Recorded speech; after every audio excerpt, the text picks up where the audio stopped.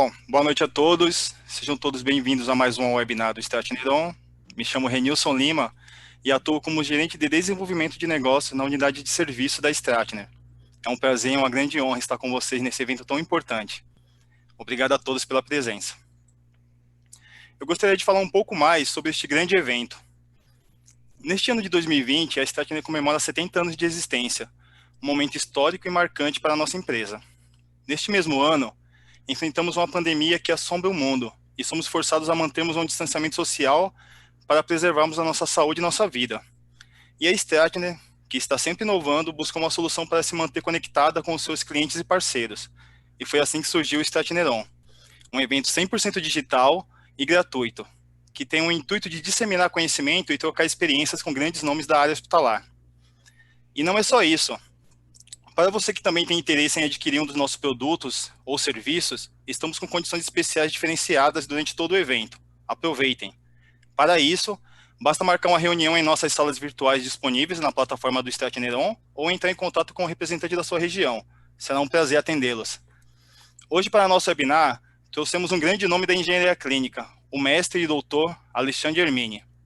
Falando um pouco do currículo dele, o Hermine é mestre e doutor em engenharia elétrica e biomédica pela Universidade Estadual de Campinas, a Unicamp, professor dos cursos de pós-graduação em engenharia clínica da Unicamp e do IEP, do Hospital Albert Einstein, professor colaborador do curso de ginecologia oncológica avançada e videocirurgia do Departamento de Oncologia da Faculdade de Medicina da Unicamp, assessor de equipamentos hospitalares do Hospital da Mulher, do CAISM, fundador e presidente por 2 mandatos da Associação Brasileira de Engenharia Clínica, a ABCLIN, relator de grupos de trabalho na ABNT e na IEC, autor dos livros Gestão de Materiais e Equipamentos e Unidades Eletrocirúrgicas. Ele tem experiência de 38 anos na área tecnológica médico-hospitalar. O Hermine irá apresentar o tema Hospital 4.0, Impactos e Desafios na Engenharia Clínica. Eu volto ao final da apresentação com a sessão de perguntas e respostas. Por favor, deixem suas perguntas no chat. E Hermine, meu amigo, é contigo. Boa noite, Renilson. Boa noite a todos. Eu gostaria de agradecer imensamente pelo convite, a honra de participar deste momento tão importante, né, da vida da Stratner, certo? E nessa jornada, eu acho que consigo trazer experiências, né, da vida neste momento, e se a gente for ficar navegando aqui por tudo que é possível se fazer, certo? Nós poderíamos passar dias aqui conversando, porque os limites da imaginação, das possibilidades tecnológicas hoje, eles são infinitos, tá? Mas as necessidades são imediatas. Então nós temos que pensar em realmente sonhar, mas nós não podemos esquecer que a gente precisa concretizar. Tá? Nessa jornada toda, eu queria dizer que, para mim, eu tive uma sorte, né? Acho que fui iluminado, porque alguém que é contratado pela área por Wang Bincen teve o prazer de ser diretor de pesquisa e desenvolvimento na gestão do Calil, orientado de mestrado de Said Jorge Calil e doutorado de Alberto Cliquet Júnior, certo? Fica até que fácil, né? Eu falei, não tem graça, né? Você fazer com um board de mestres desses. Eu gostaria, realmente, isso eu devo uma gratidão eterna a todos eles.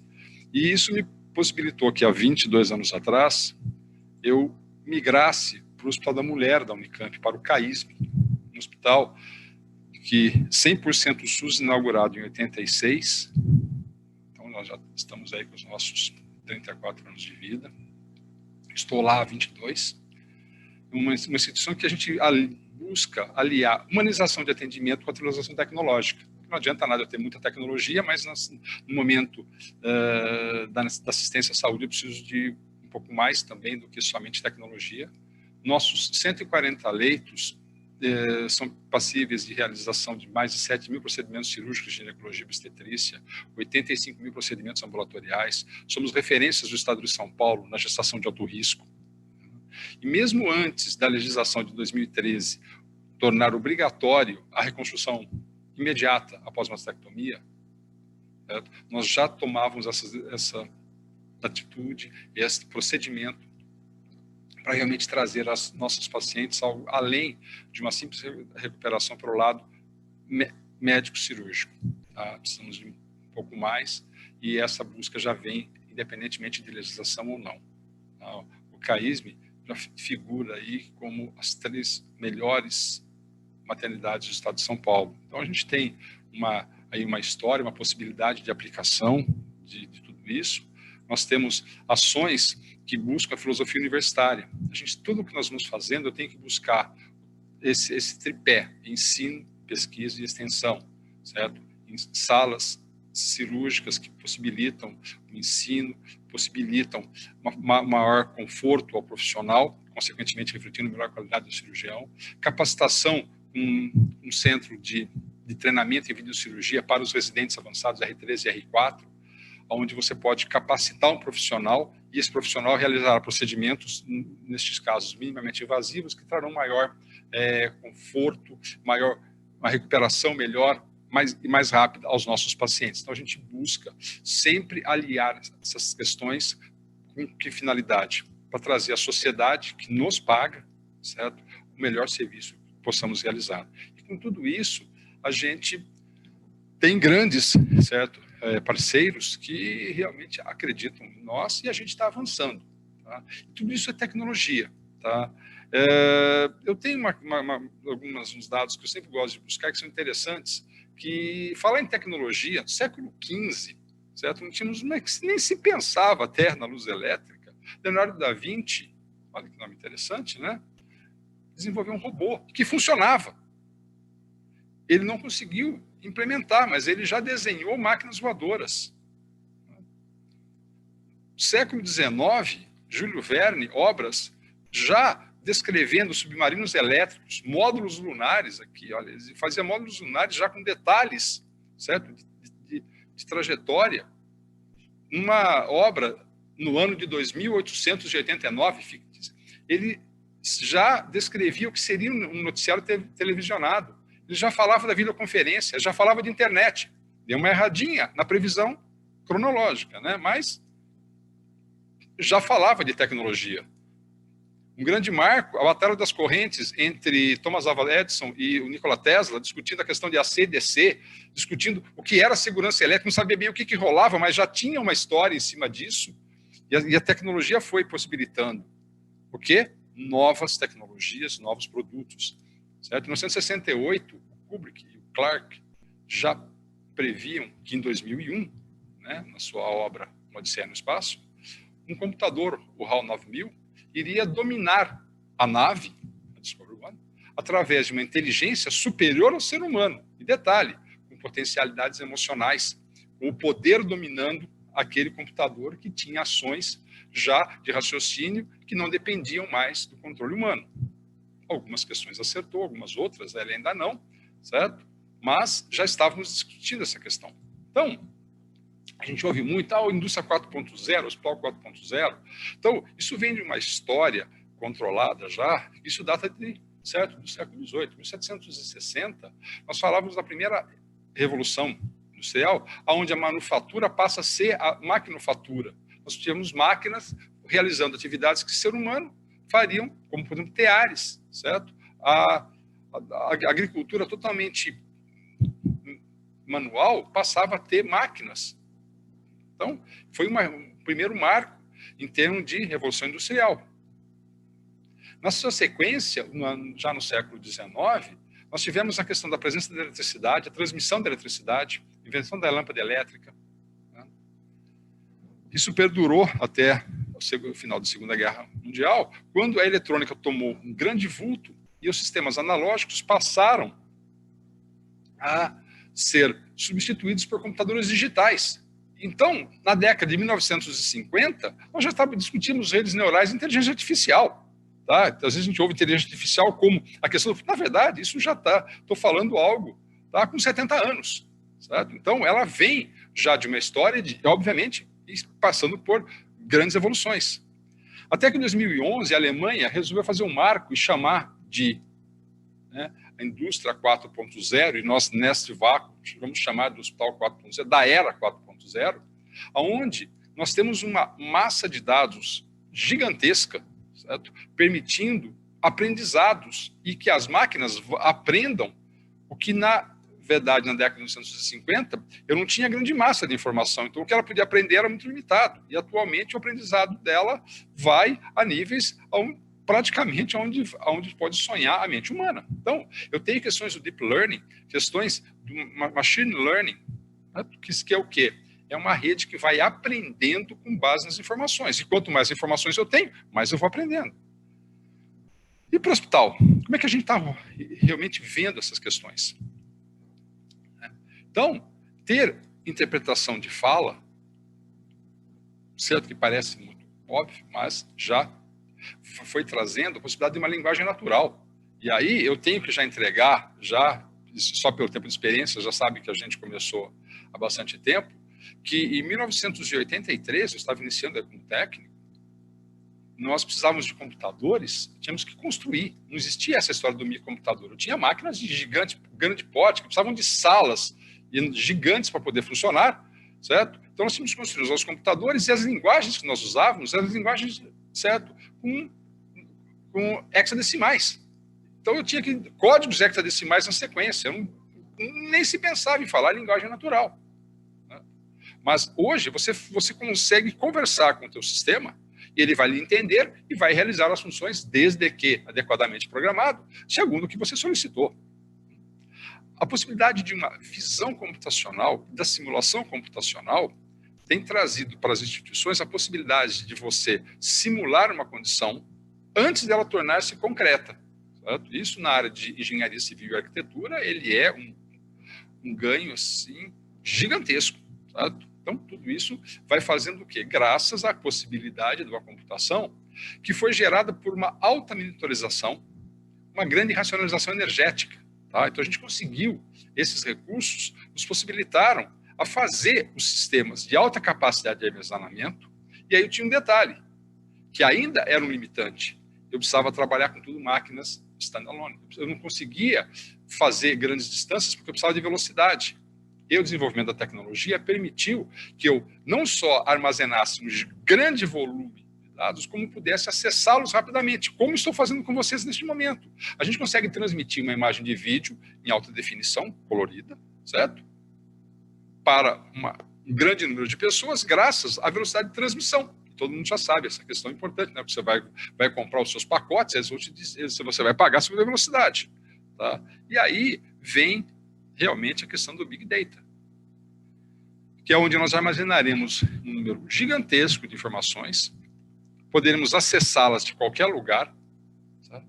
E isso, na área médico-hospitalar, trouxe grandes ganhos no que diz respeito ao apoio à decisão clínica, com diagnósticos, por exemplo, a interpretação de traçados de ECG e de EEG com indicação diagnóstica baseado na inteligência artificial, no aprendizado, e é um treinamento. Uma coisa importante sabermos que sempre que se fala em inteligência artificial, ela está associada, certo? Ela ser treinada, ela ser realimentada, e ela vai com uma capacidade de processamento gigantesca, ela vai conseguir já fazer uma indicação que você levaria um tempo muito maior para fazer. Então, você tem uma agilidade, certo? Desde que ela seja adequadamente treinada. Na oncologia, nós temos a realidade da análise de imagens para detecção de células cancerígenas. Certo?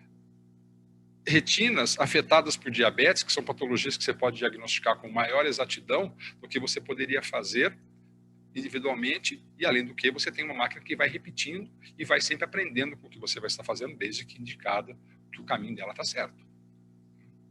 Questões de terapia, hoje discute-se já bombas de insulina implantáveis com a capacidade de medir o índice de glicemia no sangue e se autoajustar. Desfibriladores implantáveis para pacientes que sofrem de arritmias cardíacas e que detectam realmente a arritmia e já entram com ação para fazer a correção. Isso é o quê? É inteligência. Imagina você poder interpretar o dado, tomar a decisão e já fazer a ação necessária corretiva. Tá? Então, toda essa massa de dados e essa evolução que a gente fez um flash, né, mas que nós estamos discutindo aí, brincadeira, de mais de 500 anos da história, elas realmente nos levou até um ponto. E, como disse no início, se a gente for ainda continuar sonhando, isso ainda nem começamos a falar, certo? A gente vai ter que avançar muito nessa história. Surge a possibilidade, com o barateamento, da manufatura aditiva, permitindo que eu faça a construção de partes e peças com custos extremamente reduzidos, o que até poucas décadas atrás, 15 anos atrás, para você poder fazer um produto individualizado e com conformações não tão simples a serem usinadas, eu precisava fazer um molde. Se eu fizesse um molde, o preço de uma peça era alguma coisa estratosférica e totalmente inviável. Tá? Então, a manufatura aditiva ela traz, juntamente com a possibilidade da visão computacional, modelos em 3D que podem ser reproduzidos a custos baixíssimos, certo? E eu consigo unitarizar, consigo individualizar, certo? Então, eu posso pensar na construção de partes e peças para reposição, para melhoria, para desenvolvimento, com custos que são viáveis. Então, eu vou dizer para vocês, nos meus primeiros 15 anos da minha vida profissional, quando eu iniciei no Juntalseb e atuei na área de pesquisa e desenvolvimento, as peças que eram passíveis de usinagem, com conformações viáveis de serem usinadas, eram produzidas, porém, uma série de peças não se era viável de se desenvolver. Hoje já são. Tá? Nós vamos falar um pouquinho a respeito disso também. Na parte médico-assistencial, o desenvolvimento de implantes, órteses e próteses feitas sob demanda, com vistas a cobrir a necessidade do indivíduo, já tem se mostrado altamente eficaz para o momento, tanto é que comentaria a seguir, que ela já é objeto, inclusive, de resoluções da própria Agência Nacional de Vigilância Sanitária. Então, a manufatura aditiva é um marco também bastante importante desta era 4.0. Uma questão que se fala demais, a gente tem conversado em todas as aulas de engenharia clínica, grandes debates aí com os nossos grandes gurus, certo? Que é o problema da conectividade entre sistemas e a questão da interoperabilidade. Também um outro ponto a se abordar. Um fato importante para se fazer as nossas ações é o sensoriamento, porque a gente sabe muito bem, depois que você entrou com o código dentro do computador, certo? O céu é o limite, a gente está totalmente limitado. O problema é o seguinte, como é que eu obtenho essa informação? Então, é uma área ainda que já teve um grande avanço graças à evolução tecnológica, mas ela tem muito ainda a crescer e a ganhar, certo? Que é o quê? É medir uma grandeza e torná-la, certo, informação a ser interpretada pelos nossos sistemas computacionais. Então, o que em palavras é uma coisa tão rápida e simples, né, no nosso mundo também não é tão rápido e tão simples assim para se chegar. Nós temos várias soluções, certo? Mas ainda soluções que algumas que ainda demandam ainda um desenvolvimento.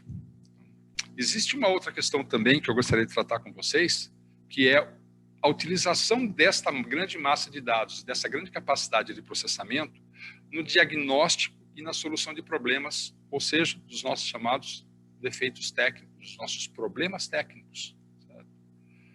Tá? Quem que já não vê um troubleshooting? Todos nós que somos da área, a gente conhece um troubleshooting. Você vai lá, abre, vê no manual, no fim, aquela lista, certo? Algumas mais, assim, olha, equipamento não liga, equipamento não apresenta traçado, provável causa, certo?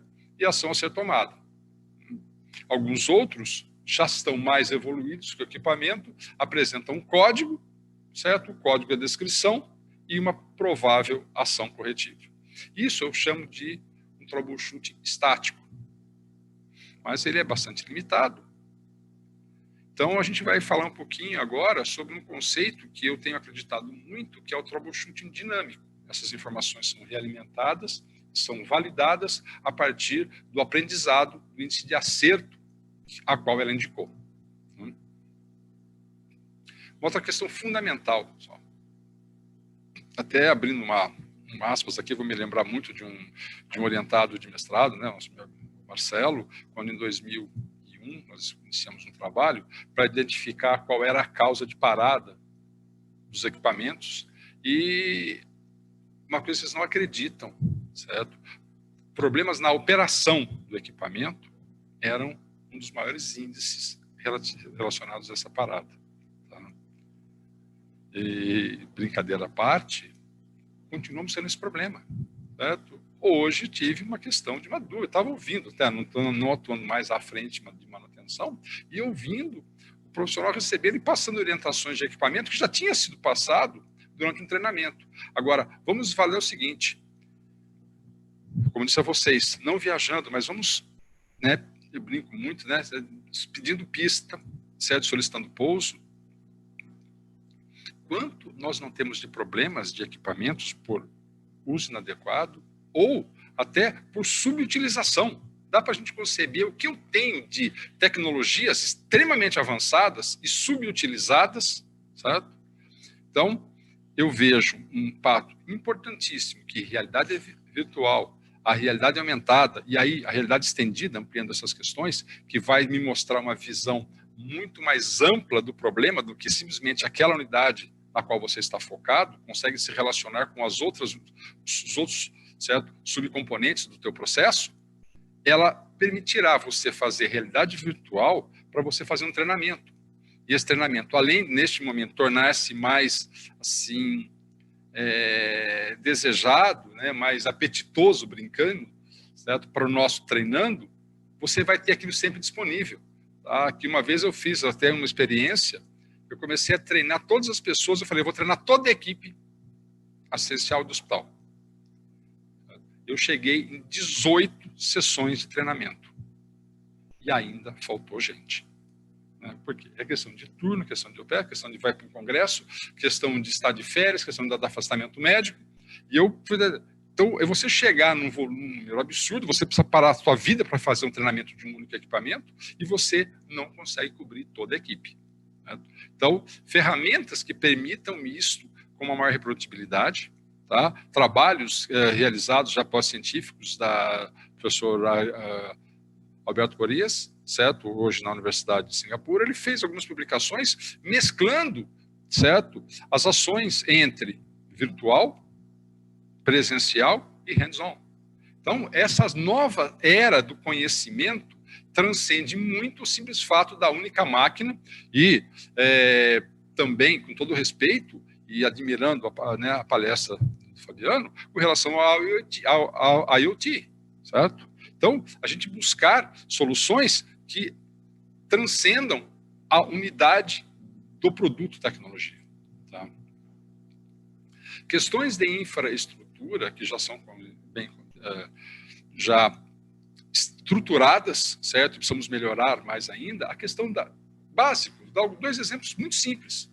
Gestão e demanda, tá, da demanda, e a previsibilidade de suprimento de um gás medicinal. Ou seja, eu estou trabalhando com o meu suprimento primário, meu suprimento, ele falha entre o meu suprimento secundário, certo? E eu vou fazer uma suposição, isso nunca aconteceria. Acaba o secundário e aí ligam desesperado para você para resolver o problema, porque zerou esse gás mesmo do secundário. Tá? A tecnologia está tão simples, isso já tem um sensoriamento total para isso. Preciso entender o comportamento do gás armazenado e da sua forma de armazenamento. É um gás liquefeito? É um gás envasado gasoso sob pressão? Por quê? O comportamento dos gases são diferentes. Então, eu preciso entender isso e ensinar o meu sistema. Tá?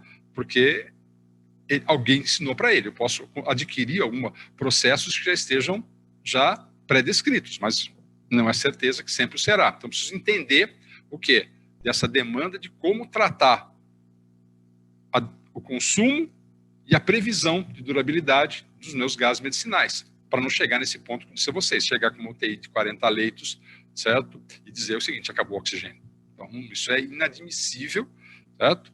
E dei um exemplo realmente bastante exagerado, mas é algo que, se você não tiver gestão, ele vai acontecer, certo?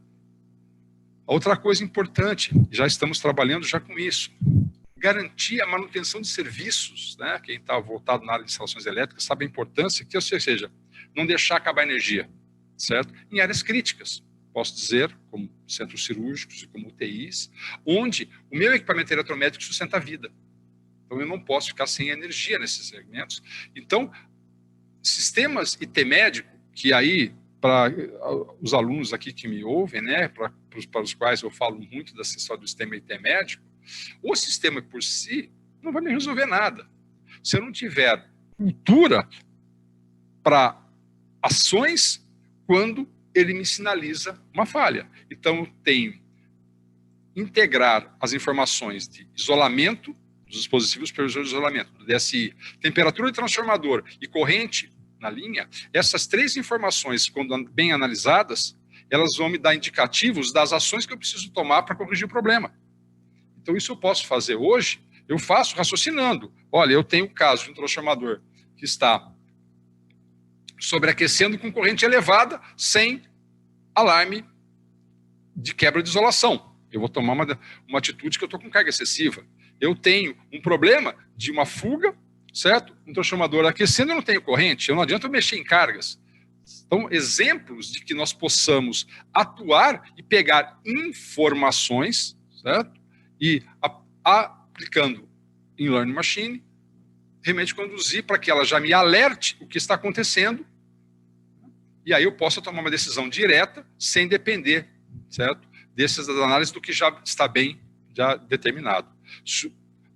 Unido a isso, suprimento ininterrupto de energia, os UPS, os sistemas de no-breaks, integrados aos geradores, também são informações que todas elas integradas em sistemas de aprendizado vão me dar o quê? Informações. Nós fazemos isso hoje, certo? Dentro do próprio CAISM, mas utilizando o quê? A interpretação da informação. Nós lá olhamos a interpretação, mas eu acho que é passível de se entrar dentro de sistemas que já vão indicando isso dentro da área hospitalar. Vamos acreditar que em grandes indústrias isso já seja uma realidade, mas na área hospitalar isso não é uma realidade, ainda mais se discutindo uma realidade num país com quase 7.000 unidades de saúde como a nossa. O uso na segurança patrimonial, na segurança do próprio paciente, reconhecimento digital, reconhecimento de retina, certo? E a validação de tags de leitura de RFID, conforme muito bem apresentado pelo Fabiano, certo? Junto com o reconhecimento facial. Porque eu entrei para o hospital, estou entrando, é reconhecido o tag e o indivíduo, e validado o seu acesso, tá? A gente vai brincar. Por quê? Porque estou dentro de um centro cirúrgico, se eu tiver de máscara, certo?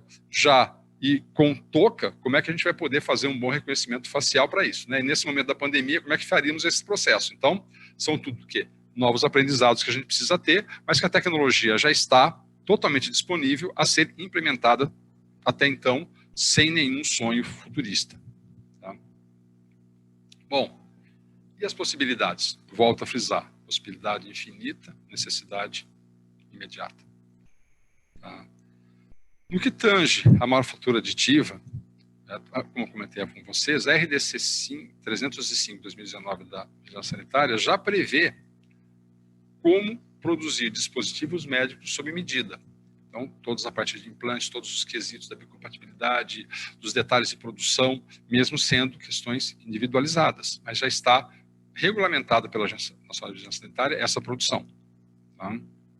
Agora, uma pergunta que eu vou jogar, e nós vamos ter que discutir isso bastante, me diz o seguinte: eu tenho partes e peças que podem ser manufaturadas a partir de uma impressora 3D. Pergunta importante: eu vou fabricar uma peça e vou introduzir em um equipamento. Como é que fica o registro do produto? Como é que fica a certificação do produto? Ah, mas eu consegui fazer funcionar um equipamento um custo 10 vezes mais baixo.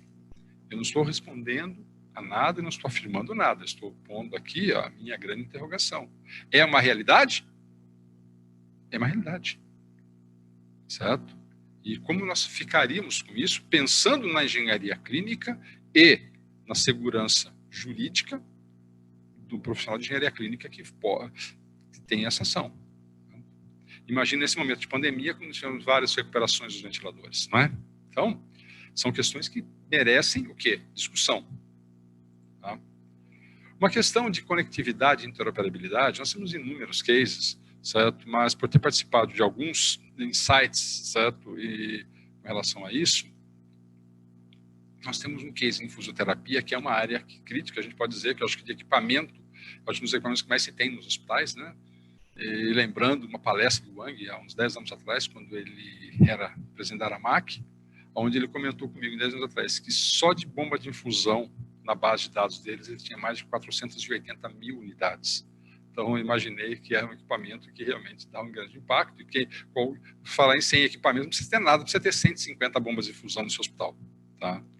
Então, é um equipamento de grande impacto, alto risco, é considerado classe 3 alto risco. Né? E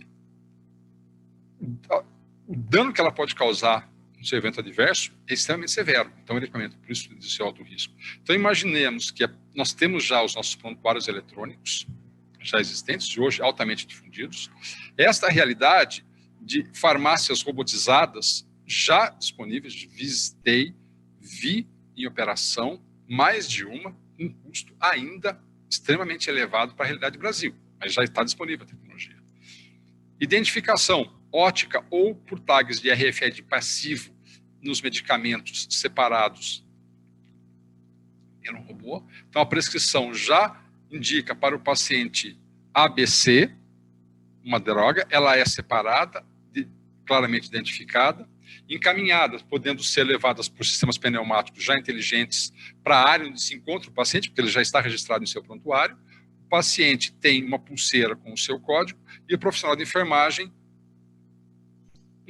um crachá de identificação com também um tag para leitura nos ambientes, conforme, justamente, né, Fabiano, uma linha de aplicação, né, para os sistemas de rastreabilidade RFID, entre outras coisas, e a bomba também já recebe a informação, porque ela já sabe que o paciente ela está conectada, se aquela droga a ser administrada possui alguma restrição em sua dose ou alguma alergicidade do paciente que, porventura, tenha sido realmente não contemplada na análise. Então, ela tem condições de receber essa informação e saber se a dose que está a ser programada pelo profissional de saúde, no caso de se uma enfermeira vier a programá-la, certo? Condiz com a prescrição que foi lhe dada e com os limites daquela droga específica, porque a biblioteca das bombas de infusão hoje permitem que você estabeleça que determinadas drogas tenham doses máximas a serem administradas. Então, dentro dessa realidade, todas essas questões são passíveis de realização. Existe um ponto que eu vou dar uma citadinha mais à frente também, que diz respeito ao seguinte: poxa vida, é tranquilo, já que eu tenho a questão da prescrição eletrônica, por que não programar a bomba? Certo? Até agora, com inúmeros fabricantes com quem conversei aqui fora, eles ainda não se habilitam desta maneira, visto que a confiabilidade de todo esse processo ainda traz uma preocupação, e principalmente as questões dos cyberataques e da fragilidade das portas de acesso desses dispositivos, porque uma alteração se eu simplesmente mudar uma vírgula na casa decimal, certo? Eu aumentei de 10 vezes a minha dose, que em muitas situações vai ser fatal ao paciente. Então, o controle, ela recebe todas as informações e te dá alertas, warnings para avisar. Olha, você tem certeza? Tudo bem, você digita o teu código, você pode fazer, mas você vai assumir a responsabilidade, porque ficará arquivado quem foi que autorizou esta dose acima do estabelecido para aquela droga específica. Então, essas aplicações, que vamos dizer, entre a conectividade do dispositivo e a interoperabilidade dos sistemas, traz um ganho muito grande, uma grande agilidade. Né? Então, nessas questões, eu acho que nós podemos avançar por uma adequação dinâmica de parâmetros, né? Como eu disse para vocês. Eu lembro, mesmo das décadas de 1980, uma grande pneumologista, né, com que tive onde trabalhar, fala: pô, Alexandre, por que a gente não consegue pegar o oxímetro de pulso e fazer controlar o ventilador? Eu podia controlar a FO2 e conseguir reduzir, certo? A FO2 de uma maneira tão dinâmica. Por quê? Porque oxigênio é muito bonito você falar que você vai administrar. Olha o estrago que ele faz na oxidação de via aérea, certo? E na geração de radicais livres, que são bastante maléficos à saúde humana. Então, eu realmente tenho que ventilar, eu preciso ventilar o paciente com 80% de FO2 no momento, mas o mais rápido possível é bom que eu abaixe. Nós não tínhamos tecnologia, porque naquela época todos os nossos blenders eram blenders, certo, de lâminas mecânicos. Então, nós não tínhamos nada. Até ela falou, bora um motor. Eu estava trabalhando com motor de passo aquela época. Então, olha, até viajávamos um pouquinho, mas nada de segurança para fazer isso. Tá? Então, nesse momento, a gente vai discutir todas as questões hoje da infusão alvo controlada, certo? Uma questão estática ainda, mas essa parte dinâmica, ela é possível. Agora, a questão que disse a vocês, e a confiabilidade e uma análise do gerenciamento de risco. Tá? Falamos tanto sobre essa questão. Tá? Então, a possibilidade, ela existe. A confiabilidade desse sistema. E detalhe, você vai difundir isso para centenas, milhares e milhões de pacientes por período a serem assistidos por essas tecnologias. Tá? Então, é bem sério isso. E na intervenção técnica, que fizeram perguntas, né, na apresentação anterior, e muito bem abordado, eu queria aproveitar o gancho e poder ir mais a fundo. A presença do remote service é uma realidade que eu já me deparei com ela em 2008, quando um equipamento, certo, de imagens médicas de altíssima complexidade, a época ainda é hoje, mas a época era algo, ele não pôde ser instalado porque a linha telefônica disponível naquele momento não permitia conexão com a matriz da empresa. Então já se falava altamente em remote service. Eu queria discutir mais também com vocês que, além das questões tecnológicas, nós temos que ter questões comportamentais para conviver com a realidade do 4.0, certo? Que é onde, pessoal, eu vou dizer para vocês que nós temos esse Shared Service Partner, que é a questão de você fazer serviço compartilhado, tá? Que é o quê? Você faz uma parte, o seu contratante vai fazer outra, então vocês serem parceiros de negócios. E fazer uma brincadeira, se me permitirem já, que eu digo que quando você investe em tecnologias de alto valor agregado, certo? Associados a uma alta durabilidade de vida, que é uma expectativa, né? Você vai investir muito, você não quer que o equipamento dure 2 anos, certo? Ao você adquirir e incorporar essa tecnologia, a brincadeira que eu faço é casar com filha de mafioso, certo? Você não tem essa história, não quero mais. Não, você vai ficar. Porque você vai chegar, porque se você investir alguns milhões de reais numa tecnologia, depois dos 2 anos você fala assim, eu não quero mais brincar disso aqui, eu falo para o diretor, vamos comprar outro? Falo, claro, eu vou comprar outro engenheiro, não outro equipamento, que é mais barato, né? Então, nesse momento, nós nos deparamos com uma possibilidade do que eu chamei de um troubleshooting dinâmico. Tá? Por quê? Equipamentos com portes tecnológicos bastante avançados, eles possuem uma identificação de erro, certo? Isso pode ser na forma de código, na forma de frases, em linguagem natural, mas ainda é uma questão estática. Tudo que nós conhecemos hoje, ele vai lhe dar um código, certo? A questão é, esse código tem uma descrição. Nem sempre lhe fornecem essa descrição do código, certo? Aí você precisa ir no manual, às vezes o manual não está lá, o código... Então, você ter toda essa questão de códigos, se ele está estabelecido em tabela, ele está ridículo para computacional resolver o problema. Ele tem condições tranquilamente de pegar esse código, interpretar sua descrição, jogar no seu sistema de gestão da manutenção e, através do troubleshooting dinâmico, já interpretar isso e já saber, esse tipo de defeito é um defeito que eu soluciono em casa, eu posso dizer. E como eu citei daquela tese, nós trabalhamos com o primeiro, segundo e terceiro escalão. Né? Um problema de primeiro escalão, ele já vai te dar direcionamento. E a sua decisão já vai ser apontada quando o equipamento jogar o código e o seu sistema de descrição. Então, isso nós já fazemos. Se a gente consegue fazer isso de uma maneira não complexa, certo? Imagina se jogar isso no sistema informatizado. Tá? Então, são recursos que a gente pode ter. Tá? Rapidamente, uma interação entre processos, um projeto já escrito, submetido à aprovação para a liberação de recursos financeiros, é fazer uma integração entre os equipamentos, mas não sob o ponto de vista do equipamento em si, mas qual a sua participação no processo.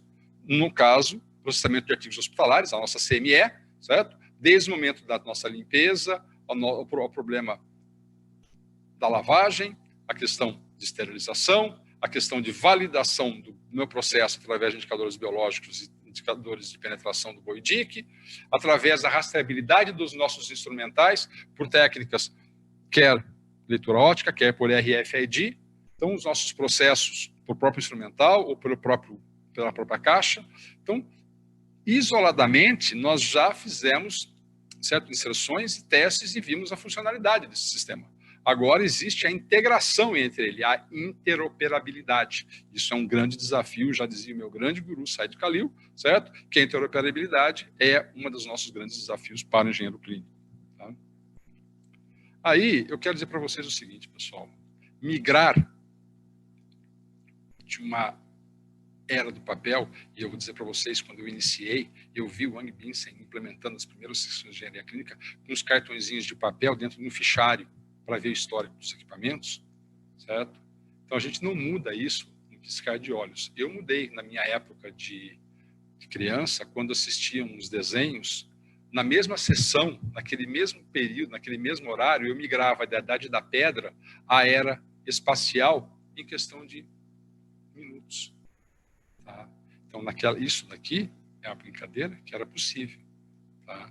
Mas, na realidade, essa migração demanda investimento, demanda tempo. Tá? Dos nossos desafios. Para fazer essa conectividade, vamos pensar numa situação real. Eu tenho condições, claro, bastante pontuais, onde eu posso estabelecer, certo, uma padronização de marca. É uma realidade do Brasil? A gente sabe que não é. Certo? A realidade pública piorou. Certo? Então, nós temos multimarcas que possuem linguagens e protocolos específicos a cada indústria. Então, como fazê-los conversar entre si? Certo? Eu tenho confiabilidade da minha rede de TI, a minha questão de cyberataque, a questão dessa rede manter em pé, certo? Eu tenho uma variabilidade de conceitos muito grande de interpretações num país com as variações culturais brasileiras. Como é que eu vou fazer o aprendizado de uma rede neural, de uma grande massa de dados, se eu não tenho qualquer convergência do que está lá? É possível? É possível. Vai se tornando mais complexa, certo? Mais demorada e com maior índice de erros. Tá? Então, sistemas básicos de gestão, pessoal, nomenclatura de equipamento, lembro muito de Wang Binsen discutindo isso, brigando com as pessoas para que acertássemos, todo mundo chama do mesmo nome, mas sem nenhuma questão estrutural. Mas ele já se preocupava com esses quesitos. Partes e acessórios também, vamos chamar tudo, nós vamos chamar, na época nós estávamos chamando dessa maneira. Existe uma padronização? Existe. O Global Medical Device Nomenclature, uma entidade sediada, certo, no Reino Unido, ele já passou para o FDA, que incorporou a sua estrutura de nomenclatura, e a vigilância sanitária também está buscando para isso. Num projeto conduzido pelo nosso nobre professor José Alberto Ferreira Filho da Unifei, onde não só ele se limitou a pôr um nome, ele sabia que não dava certo, tive a honra de participar do startup desse projeto, na interação junto com o GMDN, certo? E do trabalho que ele desenvolveu na base linguística, ou seja, houve uma tese de mestrado pela linguística para dizer como eu escrevo um nome, os seus sinônimos, certo? O seu descritivo e o contexto no qual ele se insere. Hoje, ultrapassamos 100 termos com essa estrutura completa já, professor. Tá? E isso está migrando para o que nós chamamos do UDI, Unique Device Identification.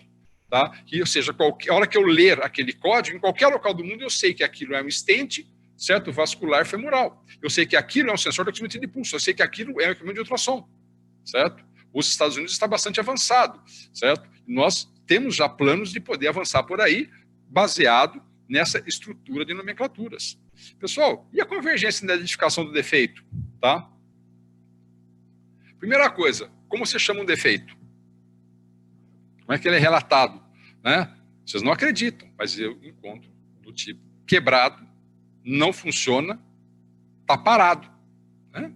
Só que interessante, você abre todos no seu sistema altamente complexo no seu CMMS e está escrito lá, autoclave 2 parada. Né? Eu acho que é bastante ilustrativo. Né? A resposta de um sistema inteligente seria, ainda bem, porque o dia que ela andar, você sai fora, porque isso daí está enfeitiçado. Tá? Então, não é um descritivo desses que a gente vai poder realmente avançar demais. Por quê? Porque cada defeito terá sua causa e sua solução. Então, desde os meados dos anos 80, o Khalil já vinha discutindo para se tentar uniformizar. E vou ser sincero, eu não vi essa uniformização até hoje. Não sei as ferramentas de inteligência artificial que aqui para frente poderão vir para tentar fazer um data mining nisso tudo e chegar em alguma solução. Pessoal, me pediram para falar de uma coisa. Pessoal, trocar peças, isso eu vi vivenciei isso durante anos, ao lado, né, da manutenção, é uma área fadada a desaparecer. Eu acho que vocês novos que estão adentrando na área agora, certo? Trocar peça é algo que sempre vai acontecer, mas ela é realmente uma disruptive technology. Tá na hora de a gente se reinventar. Tá? Isto é muito importante com novas tecnologias. Um grande analista amigo meu, certo? Usa muito o termo GIJO. Ferramenta sem processo é GIJO. Garbage in, garbage out. Tá? Isso vai valer porque não é implementando sistemas, ferramentas altamente complexas em processos que não funcionam que você vai dar a solução ao problema. Tá? Então, isso é um ponto que eu penso realmente fundamental, pessoal. Pensemos no processo. A gente precisa parar também de olhar o fechadinho aqui. Vamos sair da caixa, olhar fora da caixa, para entender que um equipamento isolado, um software isolado, de nada ele vale. Ele tem que ser integrado a um processo. Então, essa visão de processo, eu encaro como um desafio e uma maneira da gente poder avançar violentamente. Então, certo?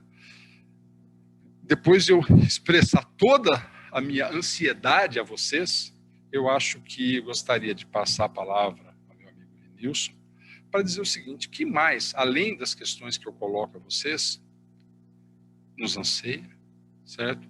Ou também nos incomoda. E aí como é que a gente pode ver? Então, Nilson, gostaria de ver o que você podemos aí, certo? Trazer de alguns pontos, certo? Que eu quis ilustrar. Legal, Hermínio, parabéns pela apresentação, excelente, né, como sempre. A gente tem algumas perguntas aqui, sim. Eu vou começar com uma que fala o seguinte.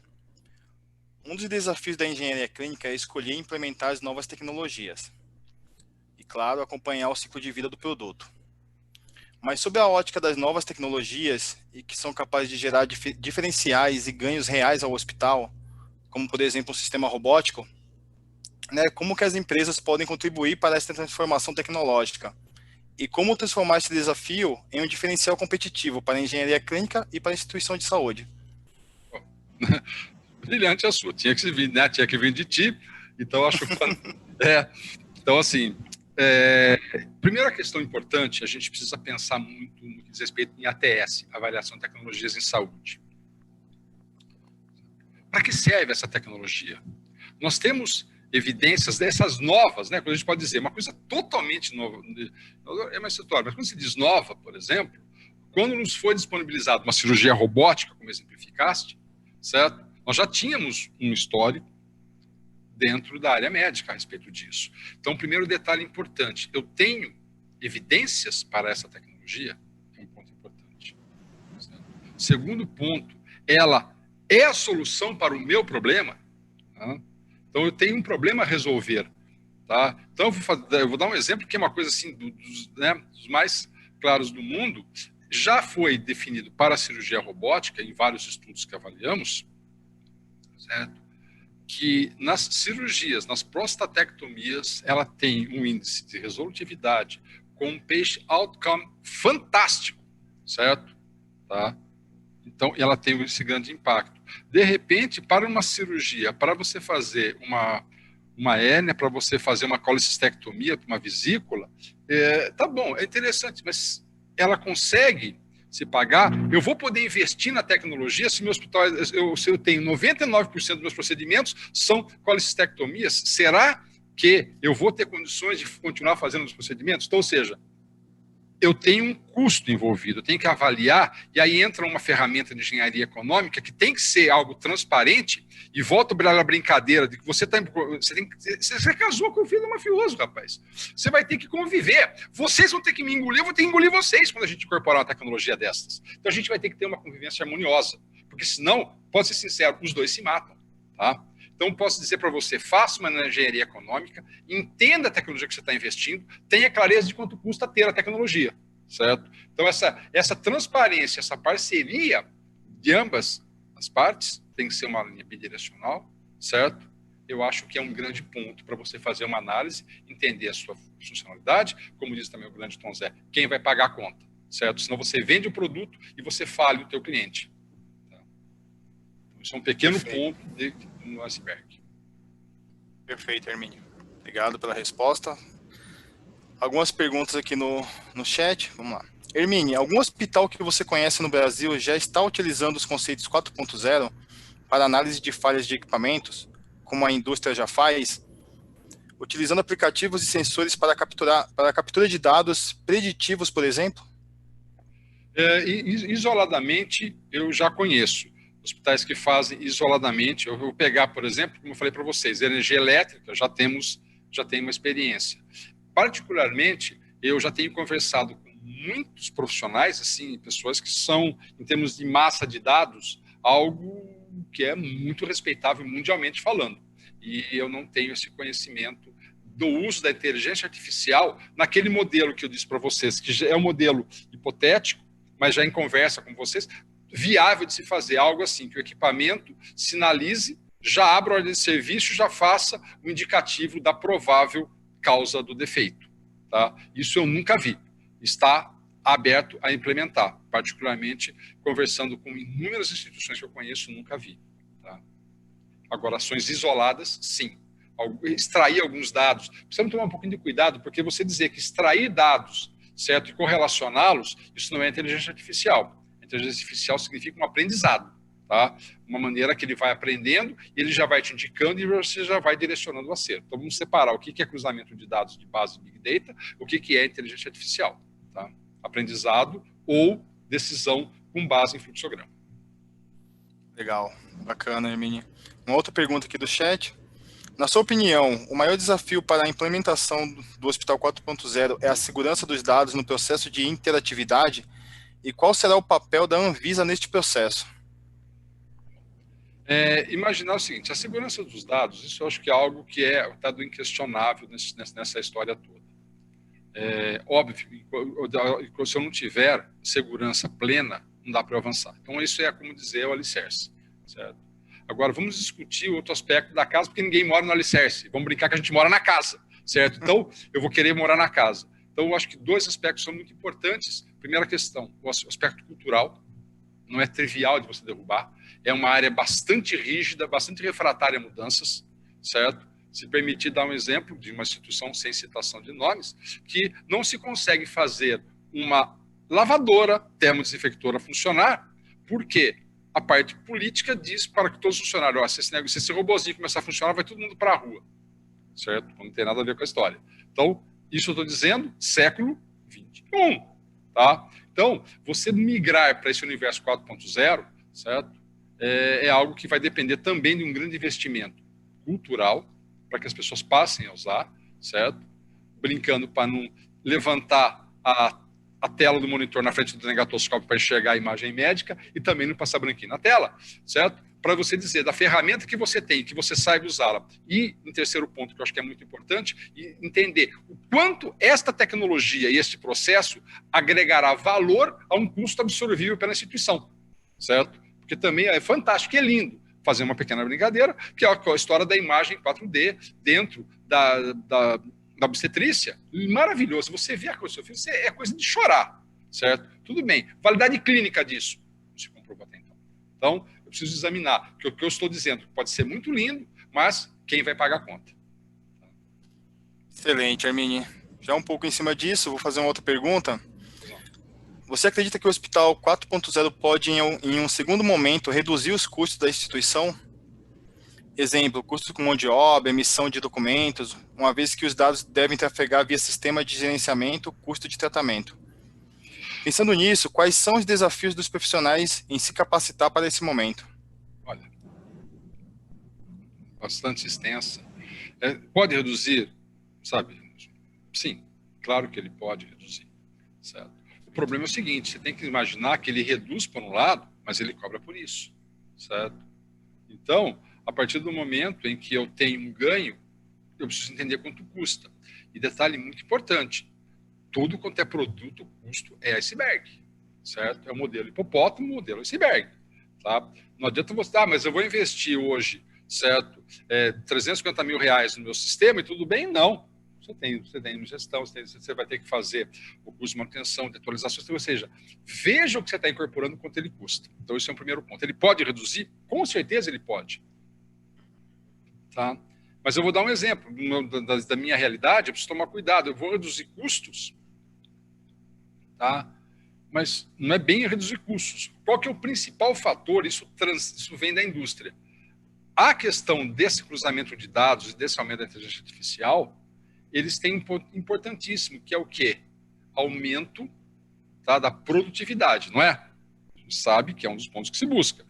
Tá? Eu vou chegar, o meu hospital é uma das realidades inúmeras e milhares do Brasil que vivem contratualizados. Então, eu tenho uma meta a ser cumprida e eu terei um recebimento a respeito disso. Se eu dobrar minha cirurgia, certo? Se eu tivesse este poder, tá? Daqui um mês eu estava batendo na tua porta com o currículo, porque o meu superintendente me deu mandar embora. Se dobrou meu número de cirurgia, só que é o seguinte, eu não recebo a mais, porque nós atingimos o nosso teto. Então você foi e investiu numa sala cirúrgica, pôs robô, certo? Tá? Por mais que eu possa ser desagradável, né, a você, eu pus um robô, ótimo, eu pus um robô. Você vai quebrar o meu hospital, porque eu não consigo receber por isso. Então, a questão importante é saber o seguinte, quais os ganhos que ele vai trazer, certo? E tomar um pouco de cuidado, senão nós vamos levar a ideia do 4.0 reduz mão de obra, então vamos dizer o seguinte, vamos mandar embora metade da minha folha, tá? E não é bem desta maneira. Nós vamos o quê? Nós vamos permitir que a introdução de tecnologia para automatizar atividades, liberará seres humanos a atividades que as máquinas ainda não estarão aptas a desenvolver. Perfeito, Hermínio. Mais uma pergunta aqui. Para a implementação do conceito do Hospital 4.0, o que você indica como primeiro passo? Primeiro passo, 4.0. Eu fiz um trabalho, nesse modelo que eu dei para vocês do CME, o primeiro passo que nós fizemos, certo? Foi mapear claramente o teu processo. Mapeá-lo mesmo e entender o seu processo. Em segundo lugar, passamos, nessa fase nós ainda não atingimos, aplicar, certo? Metodologia Lean. Vamos enxugá-lo, certo? Porque se eu puser sistemas inteligentes em processos que são pesados, amarrados, são custosos, certo? Ele vai automatizar o processo amarrado e custoso, certo? Porque eu ensinei ele a fazer assim, tá? Então, eu vou usar todas essas tecnologias para mapear primeiro o processo, depois eu vou torná-lo mais efetivo. E aí, quando eu for migrando, eu vou poder investir nisso daqui, certo? E eu, particularmente, perdoem a ignorância, mas eu não conheço nenhum sistema que a hora que eu chegar com o meu, certo? O meu IoT, eu aperte o botão mapear, ele me trace todos os fluxogramas com os meus organogramas do meu hospital e me entregue qual é o melhor fluxo, já apliquei metodologia Lean. Eu ainda não vi. Se alguém tiver, eu agradeceria muito, que a gente pode interessado em conversar por ele. Eu acho que essa parte é aquela que eu vou ter que tirar o ser humano da tarefa repetitiva para deixá-lo para essas partes mais intelectuais. Legal, bacana, Hermínio. Estamos chegando aqui no final das perguntas. Fazendo mais uma, na sua visão, qual seria a importância dos contratos de manutenção para a tecnologia 4.0? Olha, eu gostaria de dizer, a questão do contrato de manutenção, ele transcende até qual é a era, certo? Eu acho que um ponto que muitas pessoas dizem, que gestão de contratos, inclusive é um jargão que todo mundo vai usar, certo? Fazer gestão de contrato é uma arte, tá? Porque você tem dois lados de seres humanos com objetivos diferentes, certo? Um quer ganhar dinheiro, outro quer economizar dinheiro, certo? E aí eu tenho que conviver. Então, o problema que eu vejo nesse contexto todo é que vocês viram em um insight muito rápido o número de produtos que eu coloco e que eu coloco integração dentro deles, certo? E aí, com a variabilidade. Então, é assim, aquele modelo que eu dei para vocês do CME, na minha realidade, eu tenho marcas diferentes. E quando eu tiver uma pane nesse sistema, como é que eu vou conseguir contratar? Então, a primeira questão disso é que eu vou passar a trabalhar em ambientes, certo, multitecnológicos, tecnologias diferentes, com fabricantes diferentes, certo? Eu não consigo fazer aquele meu projeto inteiro com um único fabricante. Nem que eu tivesse o poder dele, era impossível. Por quê? Porque cada qual tem a sua especialidade, tá? Eu posso ter um maior porte de uma marca, certo? Mas, na verdade, a gente tem são de multivariáveis isso daqui. Então, o contrato de manutenção, ele é algo que precisa ser gerido. Eu tenho boas experiências. Tem problema, viu? Não vem com conversa, não tem problema. Tem problema, certo? Mas a questão, o contrato lhe dá uma segurança. A questão é, eu estou imaginando, e aí a minha opinião pessoal, que é esse modelo clássico do contrato. Você faz um contrato, eu assino esse contrato e tá bom. Você resolve o problema e eu xingo você porque você está demorando para resolver. Esse modelo de contrato, para mim, nesse universo 4.0, tira IoT, tira RFID, tira IA, tira a realidade virtual, tira tudo isso. Esse modelo, para mim, ele é um modelo fadado também a desaparecer. Eu vou ter que começar a trabalhar naquele modelo, né, do Service Shared Partner. Vou ter que começar a discutir um outro modelo onde eu possa trabalhar em conjunto com você, você possa me bonificar a respeito do que eu consigo te ajudar, e nós pensamos num modelo de contrato mais dinâmico. Então, isso, independentemente dessas tecnologias, é uma maneira de comportamento que eu vejo que vai adentrar na era do 4.0. Legal, Hermínio. Eu vou fazer uma última pergunta, que a gente já está estourando o nosso tempo, que acabou de chegar aqui. Os softwares de gestão de tecnologias para engenharia clínica hoje já oferecem alguma aplicação com inteligência artificial? Olha, sim, ele tem possibilidade de, certo? Conheço, todos estão buscando, certo? Mas eles têm a possibilidade de. A questão é fazê-lo funcionar como inteligência artificial, certo? Entrar na rotina, este eu ainda não vi, certo? Ele tem capacidade de. Então, para dizer para vocês qual vai ser o nível de resolutividade dele, eu digo a vocês, eu preciso fazer um trabalho de pesquisa, certo? Aplicando e comparando isso com os outros poderes de decisão. Então, a capacidade existe. Ver funcionando, tá, em rotina, ainda não ouvi, certo? Tenho pesquisado, tenho procurado e ouvi falar de novo de Wang Binseng dizendo que nos Estados Unidos eles também não têm, certo? Eu acredito que não devo estar tão errado em fazer esta colocação. Perfeito, Hermínio. Bom, chegamos ao final aqui das perguntas. Queria te agradecer, tá, por todas as respostas, sempre muito coerente. E eu queria deixar um espaço, né, para você fazer aí a finalização da webinar. Em seguida eu falo algumas palavras e encerramos. Olha, eu queria só dizer para vocês uma questão que a mim toca bastante, né, que dentro de um horizonte previsível de tempo, as nossas instituições, os seus processos de trabalho, cada dia que vai passar vão pedir mais tecnologia, certo? E solicitação de tecnologia é igual buraco negro. Absorve tudo e não tem fim, tá? Só que nós ainda temos uma dependência de seres humanos integrá-los, tá? Esses seres humanos, cada um do que eu integro na tecnologia, tem um problema, tem um anseio.